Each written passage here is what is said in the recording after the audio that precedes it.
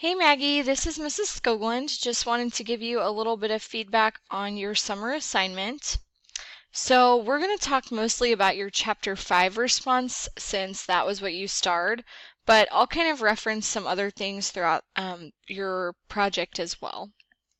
So the first thing that I looked for in your paragraphs was a strong topic sentence that really answered this question in a concise way and kind of previewed what was going to come in the paragraph. And I thought you did a really good job of that, not just in this question, but also in a lot of your other paragraphs. So you tell me right off the bat, like the story or an example of story that was successful was this wine that the author had bought. And so that immediately sort of leads you into what the rest of the paragraph's going to be. So that was really good. The next thing I look at is your concluding sentence down here at the bottom. And we want that kind of similarly to tie back to the question so that the reader knows, like, okay, this is, ending. Again, I thought you had pretty good concluding sentences. The only reason I didn't give you a 10 and what I would encourage you to do in the future is rather than just maybe repeating kind of what's already been said, try to see if you can get to the importance or like the significance of that topic. So when you say story is, becoming more important than fact, why is that going to matter in the future? Or, how are we already seeing that? Okay, so just kind of a minor thing that would really improve that. All right, next I looked at evidence. I thought you did a good job selecting evidence and also embedding or like integrating it. So you have these nice things that say like, it says their goal was to pay homage to their late mother, blah, blah, blah. And that's nice because we have a little introduction from you rather than the quote just by itself. So that's really good.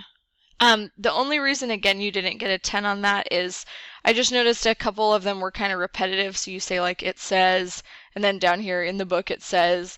So just try to vary kind of those introductions. Even using some of those power verbs we've been talking about in class would really help there.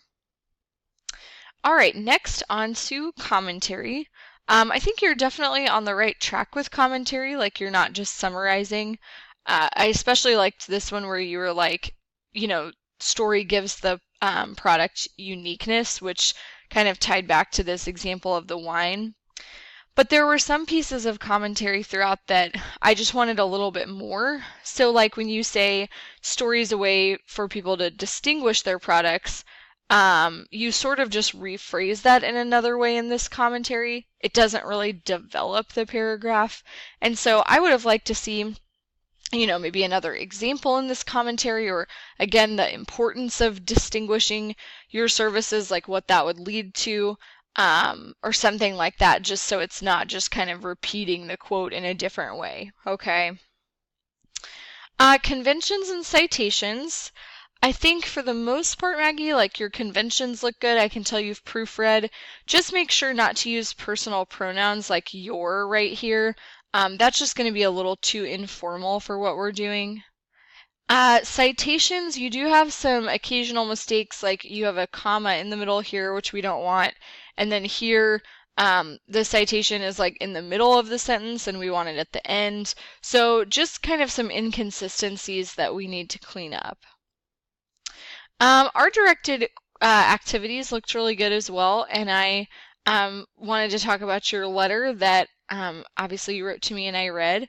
I thought it was great how, no one likes doing summer reading, I get it, but I thought it was great how the book made you think about some things in different ways. Like, I know you mentioned jokes and just like, the different sides of the brain down here, so that was really cool.